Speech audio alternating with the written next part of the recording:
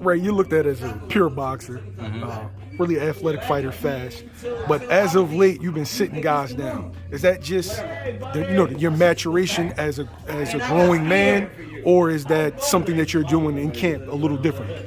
It's both. I'm pretty sure like my body maturing and I'm getting stronger. I'm working with a consistent strength and conditioning coach, Therese Stevenson. I'm treating my training camps like how I'm supposed to be treating them, like as a professional fighter should, as a top elite professional fighter. And then I'm working on things in camp, sparring and shit like that. So it's a whole lot. It's a little bit of everything. What do you feel like the biggest adjustment to when you first started your career to you being on world level now?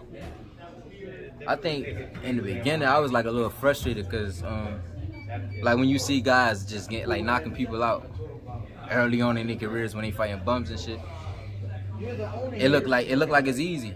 But like when I came into the game, I was 19, fresh 20. I'm fighting other grown men.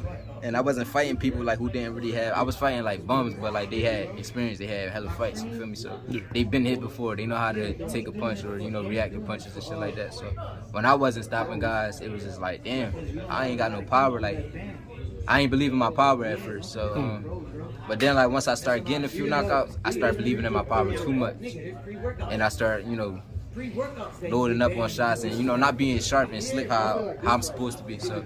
And then I would run into certain problems, but I feel like I'm adjusting good though. Like I'll be around other great champions and in camps with Shakur Stevenson and guys like that. His whole camp over there, and I study a lot of boxing too. So even down to the training, like I study like Andre Ward, even when he's shadow boxing or he in the bag, Floyd Mayweather when he's sparring. I study everything down to like interviews, ring walks. I study everything. So I just feel like the more like I'm a student to the game, like the better I get. What do you grab from those guys? Like, is it little like the little subtle things that separates the high level fighters from mid tier fighters, or is it just just overall talent?